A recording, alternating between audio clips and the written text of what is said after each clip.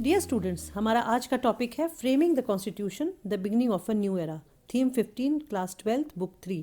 This is the last chapter of the book 3। Framing the constitution means it was framed by members of constituent assembly, and the beginning of new era means a new sovereign independent nation India was born as a result of making of Indian constitution. Now let us first see what do we have to study in this chapter. सबसे पहले history of making of Indian constitution, that is the background of Indian constitution, the situation in which the constitution was framed. कैसी परिस्थिति थी उस समय India की, ये हम पढ़ेंगे। और सेकंड जो पॉइंट हम पढ़ेंगे, जो बेसिक पॉइंट है, वो है debates in the making of Indian constitution. Basically 4 major topics थे जिस पे डिबेट सबसे ज़्यादा, सबसे रिगरस डिबेट हुआ, जो हम इस चैप्टर में पढ़ने वाले हैं। सबसे पहला था जवाहरलाल नेहरू का ऑब्जेक्टिव रेजोल्यूशन, उसके बाद राइट्स इन इंडियन कॉन्स्टिट्यूशन, उसके बाद थर्ड था power of centre and state government, इसमें किसको प्रोमिनेंस मिलनी चाहिए, क्या क्या इसके विचार थे लोगों के। उसके बाद language, and then finally we will do the conclusion and the assessment of this chapter and assessment of the constitution of India. So beginning with Indian constitution, if we see, Indian constitution was framed between December 1946 and December 1949। ये जितने भी points हैं ये आपके 1 marker के लिए important है। And Indian Constitution या Constitution of India came into effect on 26 जनवरी 1950। बना था दिसंबर 1946 से दिसंबर 1949 के बीच में, और लागू हुआ था 26 जनवरी 1950 में। And it is suppose to be the longest constitution in the world. क्यों? Why it is the longest? Because of the size and diversity of India. India के साइज़, उसकी पॉपुलेशन और उसकी डाइवर्सिटी की वजह से मैक्सिमम जो चीज़ें हो सकती थी, मैक्सिमम जो पॉइंट्स हो सकते थे, आर्टिकल्स हो सकते थे, वो इसमें इंक्लूड किए गए, और उसकी वजह से ये सबसे लॉन्गेस्ट इन कॉन्स्टिट्यूशन बना वर्ल्ड का। Now let's see what were the basic AIIMS of Indian constitution.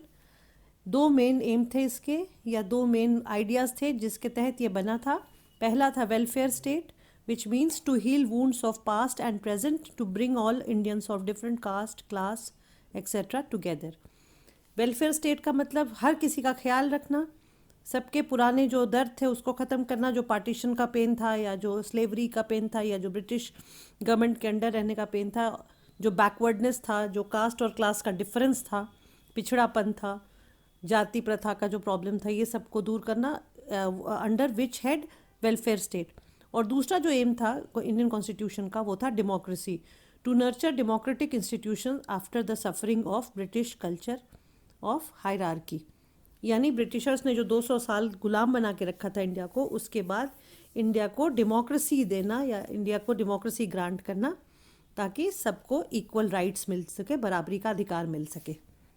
तो ये बेसिक आइडिया था इंडियन कॉन्स्टिट्यूशन का।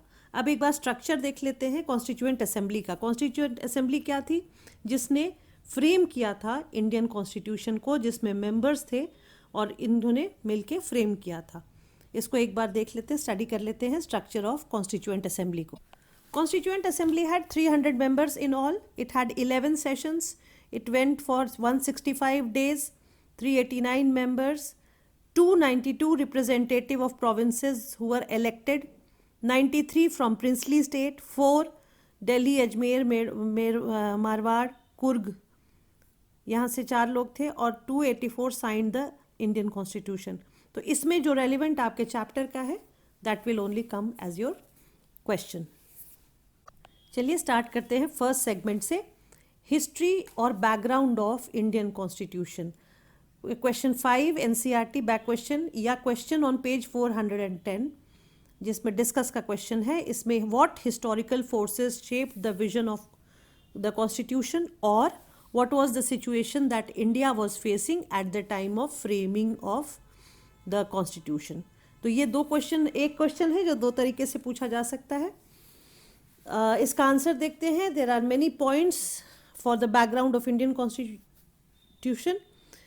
The background is which the constituent assembly met to frame the constitution was, number 1, partition of India. India का partition हो चुका था, होने वाला था 1946 में। जब इन्होंने शुरू किया था तो डायरेक्ट एक्शन डे एक इवेंट था जो बहुत काफ़ी पेनफुल था, और उसके बाद इसी प्रोसेस, इसी बनने के कॉन्स्टिट्यूशन बनने के प्रोसेस में पार्टीशन भी हो गया इंडिया का. तो the first problem or the first event that Constituent Assembly faced was partition of India and its effect on common people, their displacement, their loss of life and property, identity, atrocities on the women, etc. Second जो था prominent event जो था या prominent जो घटना थी वो था the memory of Quit India movement. The most widespread movement against British Raj was still fresh in the minds of Indian when the constitution was being framed. Third क्या था? Subhash Chandra बोसे's act or effort of winning freedom through armed struggle and foreign aid. ये भी एक बहुत बड़ी घटना थी India के लिए, जिसमें सुभाष चंद्र बोस जैसे जो लीडर थे उन्होंने गांधीयन वे को छोड़ के आर्म्ड स्ट्रगल की तरफ उन्होंने कोशिश की इंडिया के फ्रीडम को या इंडिया की आज़ादी को जीतने के लिए. Then rising of ratings junior officers and sailor जो था रॉयल इंडियन नेवी के बॉम्बे में, वो भी एक कारण बने या वो भी एक इवेंट बना जिसने इफेक्ट किया द मेकिंग ऑफ कॉन्स्टिट्यूशन. ये क्या था? Rising of rating, that is the junior officers and sellers of royal Indian navy in Bombay on 18 February 1946 they protested against adverse food accommodation and pay etc against the Britishers. तो ये एक बहुत बड़ा event था जो इंडियन हिस्ट्री में काफ़ी importance रखता है while framing the constitution. Then in late 1940s protest by peasants and workers all over the country was there manifesting Hindu Muslim unity. ये भी एक कारण था और बैकग्राउंड का एक पार्ट था. Then Congress and Muslim League fail to agree on any issue. ये बहुत बड़ा एक फेलियर था कांग्रेस और मुस्लिम लीग दोनों के पार्ट पे कि किसी भी एक भी पॉइंट पे एग्री नहीं कर पाए, इस वजह से इंडिया को पार्टीशन देखना पड़ा. Prior to the partition, 1946 riots or the direct action day was also in people's memory. ये मैंने भी आपको मेंशन किया था. Then the idea of social reforms of 19th century also inspired the constitution makers. For example, Swami Vivekanand for reforming Hinduism and Jyotiba Phule for raising his voice for the depressed class. तो ये दो बहुत बड़े points थे या दो बड़े social reformers के जो प्रोटेस्ट थे जिसने इफेक्ट किया था मेकिंग ऑफ इंडियन कॉन्स्टिट्यूशन का. Then came the millions of refugees Muslim in east and west Pakistan and Hindus and Sikhs in India. They all lost their life, property and roots and their problems was very fresh among the people of India and for the members of Constituent Assembly. Then there was problem of princely states. 1/3 of Indian subcontinent was under the control of Maharajas, Nawabs who were in favor of British crown. क्योंकि उनको suit करता था, Britishers थे तो उनका राजपाट चल रहा था, पावर विदाउट रिस्पॉन्सिबिलिटी था, पावर नहीं भी इंजॉय करते थे तो रिस्पॉन्सिबिलिटी कोई नहीं थी, लेकिन आराम से ऐशो आराम की ज़िंदगी जी रहे थे. Now they were left to misrule. अब जब इंडिया आज़ाद हो गया था और वो प्रिंसली स्टेट फिर भी थे तो उनको एक तरह से हक मिल गया था अपने लोगों को एक्सप्लॉइट करने का. Their constitutional status was unclear and they dreamt of independent power. जितने भी किंगडम्स थे, मैक्सिमम किंगडम्स चाहते थे कि इंडिपेंडेंट किंगडम की तरह बिहेव करें. तो ये भी एक सिचुएशन थी जो कॉन्स्टिट्यूएंट असेंबली के मेंबर्स को फेस करना पड़ा while making the constitution of India. Under these above condition, Constituent Assembly assembled to prepare Constitution of India. अब चलते हैं सेकेंड सेगमेंट की तरफ, मेकिंग ऑफ कॉन्स्टिट्यूएंट असेंबली. इस कॉन्स्टिट्यूशन को बनाने के लिए पहले एक ऑर्गेनाइजेशन या एक group of people who sat together and made an organisation which was called constituent assembly. और फिर उन्होंने बैठ के डिबेट करके, विचार विमर्श करके, आपस में एक दूसरे के पॉइंट्स को क्लियर करके, डाउट्स को क्लियर करके, अपने अपने पॉइंट्स, कुछ रिजिड कुछ फ्लेक्सिबल पॉइंट्स को रख के फाइनली कॉन्स्टिट्यूशन को इन्होंने शेप दिया. तो क्वेश्चन यहाँ आता है, what was the basis of electing the members of constituent assembly और how were the members of constituent assembly elected. The constituent assembly was not elected on the basis of universal adult franchise, क्योंकि उस समय वो था ही नहीं, exist ही नहीं करता था. It was on the basis of provincial election of 1945-46. 45-46 में प्रोविंशियल इलेक्शन जो हुए थे उसमें जो मेंबर्स सेलेक्ट होके आए थे उन्हीं में से कॉन्स्टिट्यूएंट असेंबली के मेंबर्स चुने गए थे. And provincial legislature chose the members of constituent assembly from only one party dominance, Congress.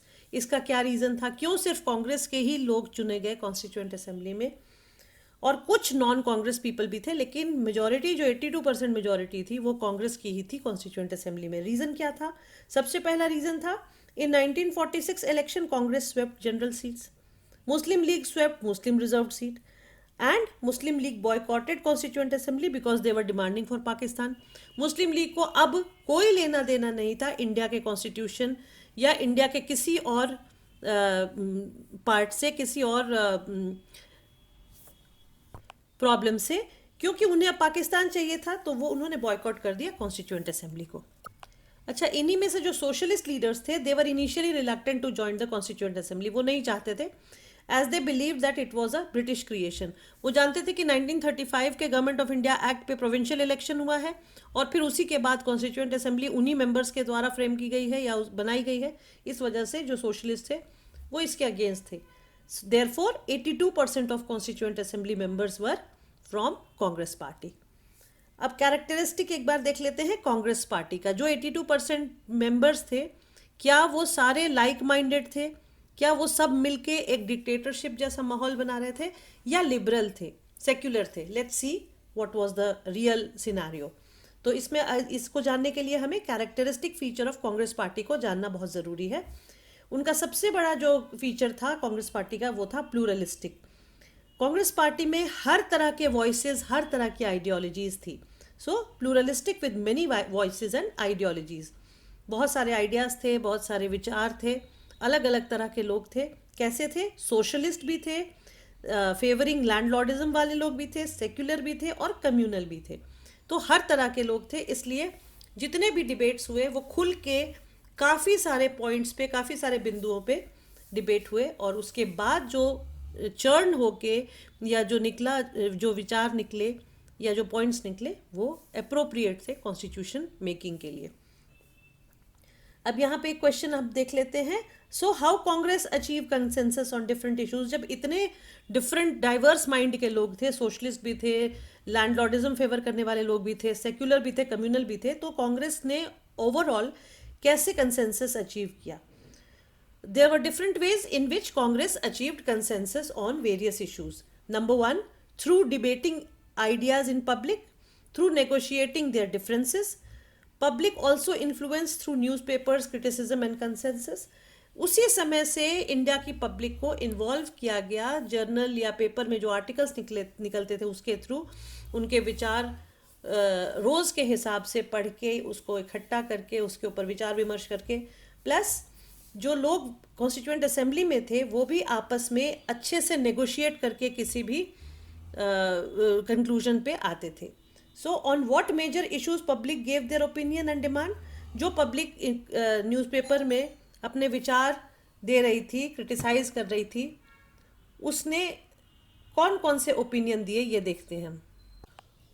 Indian public sent their views to constituent assembly on protection of mother tongue, special safeguard of religious minorities, end caste oppression of Dalits, culture rights and social justice. तो ये major points थे. Mother tongue का, भाषा का, जो धार्मिक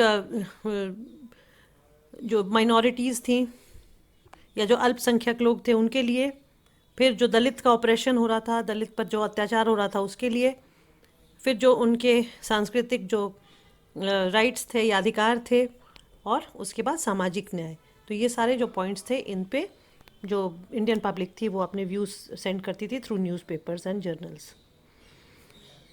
now let us observe the structure of constituent assembly. 6 main member थे इनके who played very important role in the making of constitution of India. सबसे पहले Jawaharlal Nehru, who is known for his objective resolution and horizontal design of national flag. तो अगर 1 marker में ये contribution आए तो इसमें आप लिख सकते हैं 2 पॉइंट्स. सरदार वल्लभ भाई पटेल के 2 जो कंट्रीब्यूशन थे, या दो जो रोल थे कॉन्स्टिट्यूएंट असेंबली में, drafted several reports of constitution and reconciled different points of view. फिर doctor Rajendra Prasad steered the discussion को आगे बढ़ाने का उनका काम था, and gave everyone a chance to speak. इस तरह से ऑर्गेनाइज करते थे कि हर किसी को चांस मिले बराबर अपनी बात रखने का। उसके बाद सेकेंड लाइन ऑफ कमांड में आते थे doctor Bhimrao Ambedkar, who was a lawyer and economist, who was not from Congress party but he was the chairman of drafting committee. उसके बाद इसमें थे गुजरात से के एम मुंशी और मद्रास से Alladi Krishna Swami. Both were lawyers and they gave crucial inputs in drafting of constitution. Then third level पे थे B N Rau, who was the constitutional advisor and he prepared the background papers in the making of constitution of India. Then came S.N. Mukherjee, who was the chief draughtsman, and he made clear legal language for complex proposals. तो ये सबके अलग अलग role थे। 1, 2, 3, 4 4 level पे हम देखते हैं इनके different roles. Now there is a question here, what role did Bhimrao Ambedkar play in Constituent Assembly? Ambedkar was political opponent of Congress during British rule. ये मैंने आपको पहले ही बताया, he was not from Congress party. Ambedkar joined cabinet as law minister on insistence of Gandhi because he was a lawyer and an economist, and he was also the chairman of drafting committee of constitution. अब चलते हैं third segment की तरफ, जिसमें नेहरू का objective resolution हम detail में discuss करेंगे। उसके लिए question number 1 NCERT, what are the ideals expressed in objective resolution, और सोर्स 1 पेज 416 में जो डिस्कस है और जो रिलेटेड क्वेश्चंस हैं, ये सारे क्वेश्चंस पहले हम एक बार डिस्कस कर लेते हैं, उसके बाद इन सब के आंसर्स 1 by 1 हम साथ साथ देखते जाएंगे। What did Nehru say about the origin of his idea of constitution, ये सोर्स 1 के क्वेश्चंस हैं which is related to objective resolution, so I have kept them together. Then what did he mean when he said we are not going to just copy. Then there is another question, what reason Nehru give for not using the word democratic in the objective resolution. अब इसके answers देखते हैं। 13 दिसंबर 1946 Jawaharlal Nehru introduced objective resolution. It outlined, या इसके outline क्या क्या थे, इसका फ्रेमवर्क क्या था ऑब्जेक्टिव रेजोल्यूशन का। It had ideals of constitution, it provided framework of proceeding with constitution making, it proclaimed India as independent sovereign republic, it guaranteed justice, equality and freedom, and it assured safeguard to minorities, tribals, depressed class and the backward class. तो main जो basic idea था objective resolution का, ये 5 ideas थे। अब हम source question को देखते हैं। पहला क्वेश्चन हमारा था, what did Nehru say about the origin of his idea of constitution. According to Nehru, various constituent assembly like America stood the test of time. Like France, Paris, which fought for freedom, how in case of lack of place to conduct assembly, people used tennis court to take oath in spite of objection by the French king.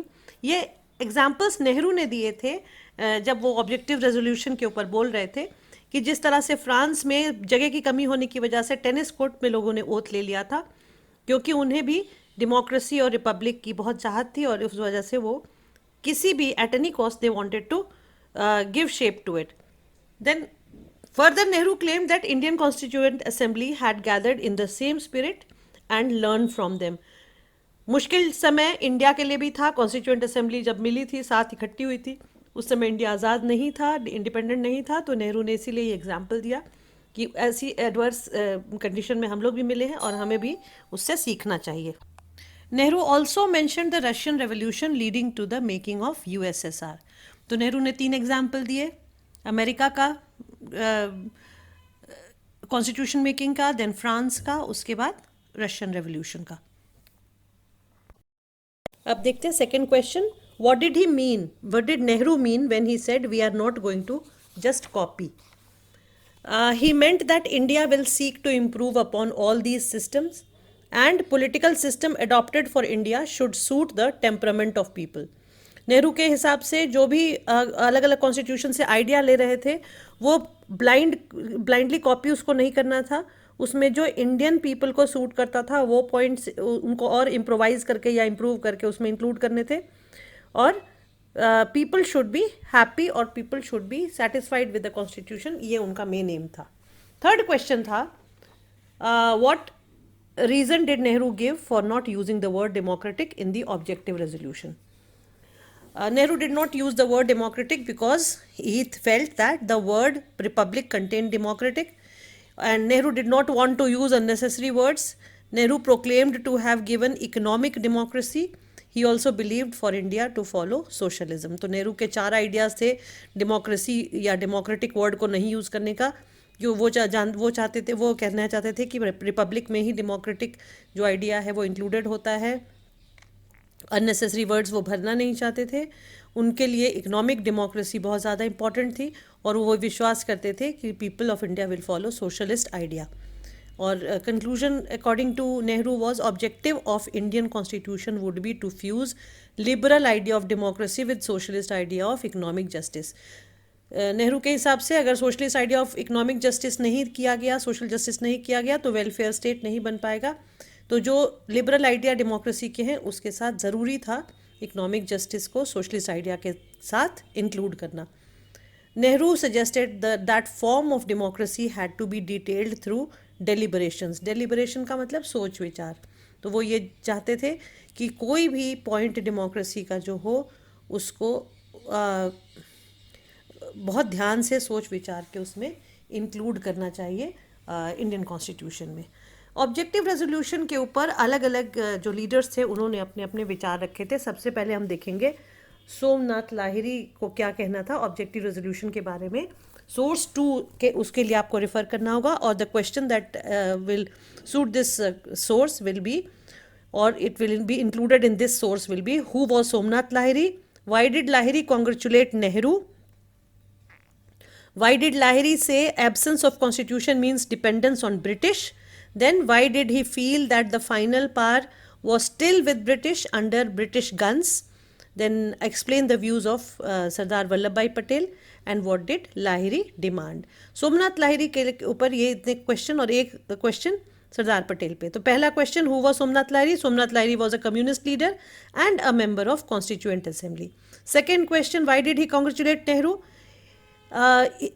He congratulated Nehru for Nehru's fine expression that he gave to spirit of Indian people and when Nehru said no imposition from British would be accepted. ये जो 2 point Nehru ने कहा था उसके लिए सोमनाथ लाहिरी ने उनकी काफ़ी प्रशंसा की थी. फिर थर्ड क्वेश्चन था, व्हाई डिड सोमनाथ लाहिरी से absence of constitution means dependence on British? Because in the absence of constitution for every little thing India had to run to the British government and Constituent Assembly was British made and was working the British plan. ये इनके हिसाब से था, सोमनाथ लाहिरी के हिसाब से. Fourth था, why did he feel that the final power was still in the hands of British or under the British gun? Because British government had economic and financial stranglehold, that is the final power in their hand. And question of power was not yet finalised. अभी देश आज़ाद नहीं हुआ था, complete power Indians के हाथ में नहीं आया था. ब्रिटिशर्स अभी भी फाइनेंस को और डिफेंस को कंट्रोल कर रहे थे. इसलिए सोमनाथ लाहिरी को फील हुआ कि we were still under the British guns. Then fifth question था, explain the views of Patel. The view of Patel was he felt Indians got freedom only to fight among themselves. Sardar Vallabh Bhai Patel अभी भी कन्विंस नहीं थे इंडियंस के intention से. उनको ये लग रहा था कि आज़ादी मिलते ही लोग आपस के डिफरेंसेस को हटाने की जगह आपस की डिफरेंसेस की वजह से फाइट करने लगेंगे. Then what did Lahiri demand? Lahiri demanded British should declare independence immediately to stop communal war and look for outsider enemies. तो इनको लाहिरी के हिसाब से ब्रिटिशर्स को 1946 में जब कॉन्स्टिट्यूएंट असेंबली की स्थापना हुई थी उसी समय लाहिरी को लगा कि अब समय आ गया है कि ब्रिटिशर्स को जल्दी से जल्दी आज़ादी दे देनी चाहिए सो दैट इंडियंस अपने मसले सॉल्व कर सके. इसके बाद एक और क्वेश्चन है जिसमें हम सोशल रिफॉर्म्स और जो सोशल जस्टिस की बात करेंगे. Question will be, how did the idea of social justice find expression in the efforts of social reformers of 19th century? या फिर the social reformers influenced and demanded social justice in 19th century. Statement है, इसको justify कीजिए. इसके various points हैं. Democracy, equality and justice became associated with social struggle in India since 19th century. Freedom struggle के साथ साथ equality और justice पे भी काफ़ी काम हो रहा था, सोशल स्ट्रगल पे भी काफ़ी काम हो रहा था 19th सेंचुरी में इंडिया में. When social reformers in 19th century oppose child marriage and demanded widow remarriage, they were pleading for social justice. सबसे बड़ा एग्जाम्पल सोशल जस्टिस का क्या था कि demand for widow remarriage and opposing child marriage. इसमें सब एक एग्जाम्पल है स्वामी विवेकानंद का, who asked for reforms of Hinduism. He wanted religion to be more just.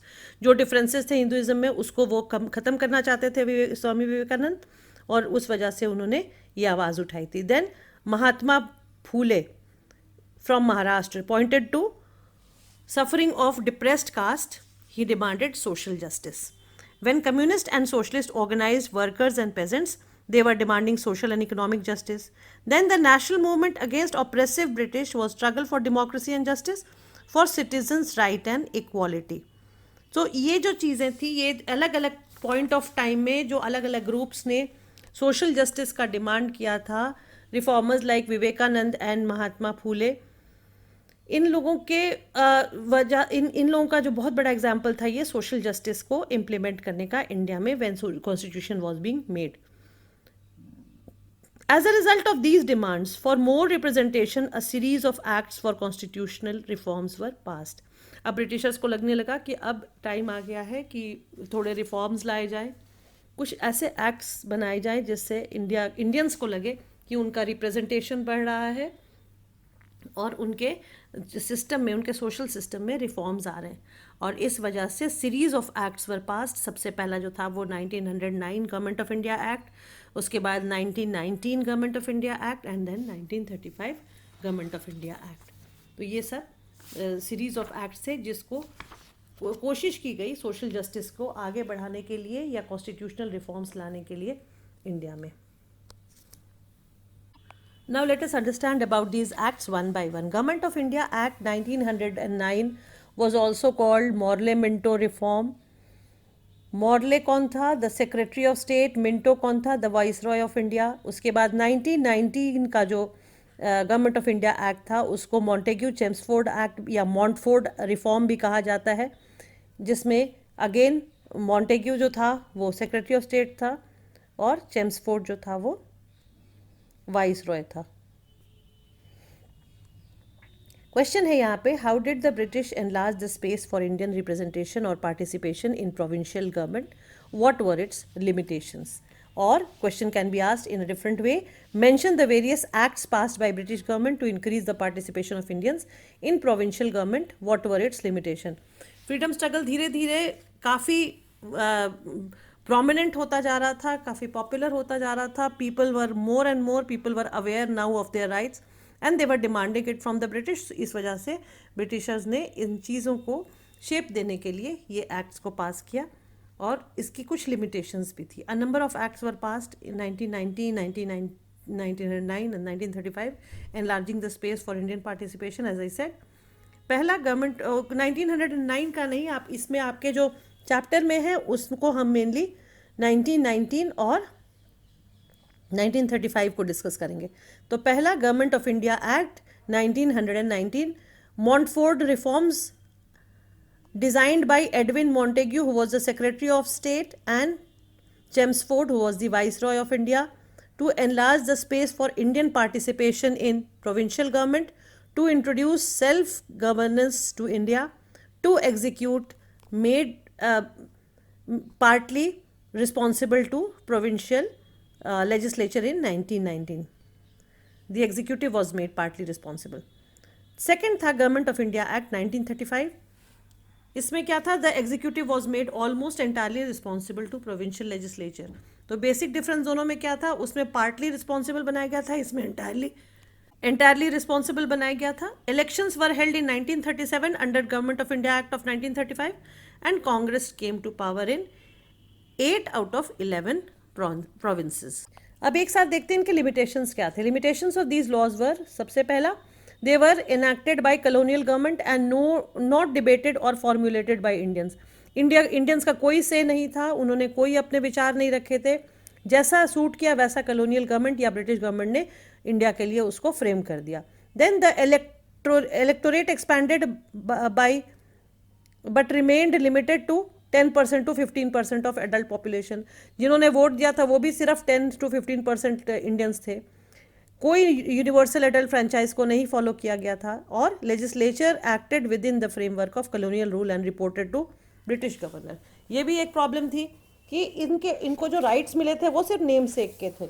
सब चीज़ के लिए गवर्नर को रिपोर्ट करना पड़ता था, गवर्नर जनरल को या वाइस रॉय को, इसलिए कोई ख़ास इनको राइट्स नहीं मिले थे. जबकि नेहरू का क्या विजन था ऑब्जेक्टिव रेजोल्यूशन में? A constitution of an independent sovereign Republic of India. वो एक ऐसा कॉन्स्टिट्यूशन चाहते थे जो इंडिपेंडेंट यानी आज़ाद, सॉवरन यानी ऑल पावरफुल, रिपब्लिक यानी गणतंत्र भारत को जन्म दे. अब चलते हैं फोर्थ सेगमेंट की तरफ, rights of individual citizens in constitution. Objective resolution के बाद हम बात करेंगे कि किस तरह से कॉन्स्टिट्यूएंट असेंबली के मेंबर्स ने राइट्स के ऊपर डिटेल डिस्कशन किया और उसको एक कंसेंसस पे पहुंचने की उस पर कोशिश करी. Now here we will see that various questions were raised while defining the rights of Indian citizens. Rights किसको मिले, कितना मिले, कौन से राइट्स मिले, इन सब पे काफ़ी सारे क्वेश्चंस रेज किए. पहला, how were the rights of individual citizens were to be defined. दूसरा, were the oppressed group, the untouchables, the SCs and the STs, scheduled caste and scheduled tribe, were to have any special rights, and who could be defined as minority.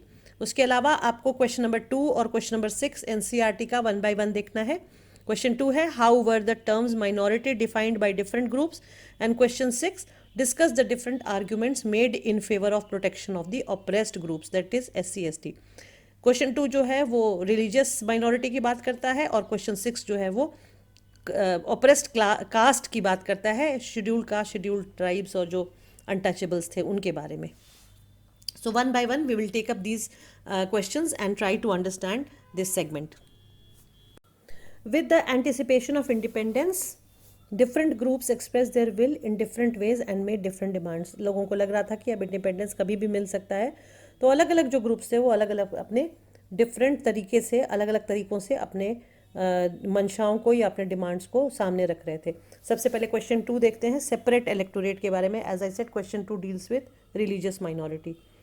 Separate electorate के बारे में सबसे पहले speaker थे वो थे B Pocker बहादुर, मद्रास के, जो कॉन्स्टिट्यूएंट असेंबली के मेंबर थे. He was in favour of separate electorate, और उन्होंने अपने रीजंस दिए थे या आर्ग्यूमेंट्स दिए थे कि क्यों वो उसके फेवर में थे. पहला, minorities existed and could not B erased out of existence. उनका मानना था कि इंडिया में माइनॉरिटी ग्रुप्स हैं और उनको हटाया नहीं जा सकता, वो रहेंगे. Then he also said that need of political framework where minorities could live in harmony with others. ऐसा माहौल बनाना चाहिए जहाँ माइनॉरिटीज़ मेजॉरिटी के साथ शांतिपूर्वक यानी हारमनी में रह सके. Then difference between communities could be minimised. ये करने से मेजॉरिटी और माइनॉरिटी या जो भी कम्युनिटी है, डिफरेंट डाइवर्स कम्युनिटी है इंडिया के, उनके फ़र्क को या उनके डिफरेंस को कम किया जा सकता है काफ़ी हद तक. Then he also said only separate electorate would ensure that Muslims had meaningful voice in governance of country.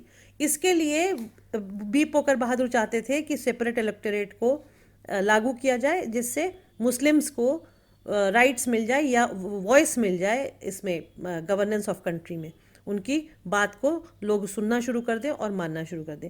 Need of Muslims could not be understood by non Muslims. वो ये जानते थे कि अगर एक जनरल माहौल बना रहा मेजॉरिटी के सामने, मुस्लिम्स की बात कोई समझ नहीं सकेगा, according to B Pocker Bahadur. And a true Muslim representative could not be chosen by non Muslim. इसलिए सेपरेट इलेक्टोरेट की ज़रूरत थी, क्योंकि एक मुस्लिम रिप्रेजेंटेटिव को नॉन मुस्लिम्स नहीं चुन पाएंगे, और सेपरेट इलेक्टोरेट के अंदर जो कॉन्स्टिट्यूशन या जो कॉन्स्टिट्यूएंट में अपने कॉन्स्टिट्यूएंसी में जो भी कैंडिडेट होगा उसको चुनने वाले भी उसी के रिलीजन के यानी मुस्लिम्स होंगे. उससे अकॉर्डिंग टू बी पोकर बहादुर ज़्यादा जजमेंट हो सकेगा या ज़्यादा उससे ईजी हो जाएगा चीज़ों को ठीक करना. सेकंड जो थे नेशनलिस्ट अगेंस्ट सेपरेट इलेक्टोरेट थे, वो उनका नाम था RV Dhulekar. He was a nationalist and he was against separate electorate. What was his name? R.V. Dhulekar. उनका आर्ग्यूमेंट क्या था या उनका रीज़न क्या था अगेंस्ट सेपरेट इलेक्टोरेट होने का? Deliberately introduced by British to divide the people. उनका मानना था कि ब्रिटिशर्स ने सेपरेट इलेक्टोरेट को बनाया ही इसलिए है ताकि हिंदू और मुस्लिम में वो डिवाइड एंड रूल कर सके, दोनों में डिफरेंस पैदा कर सके, फ़र्क पैदा कर सके. फिर उन्होंने एक और आर्ग्यूमेंट दिया, partition made nationalist to oppose separate electorate due to civil war, riots and violence. Already partition जो था उसमें ये सब problem that made nationalist to oppose separate electorate. उन्होंने कहा कि अगर एक बार पार्टीशन हो चुका है, हम नहीं चाहते कि फर्दर इसमें डिवीजन हो. डियर स्टूडेंट्स, अगर मेरा वीडियो पसंद आया हो तो इसे अपने फ्रेंड्स के साथ शेयर करें, लाइक करें और चैनल सब्सक्राइब करें. Thank you.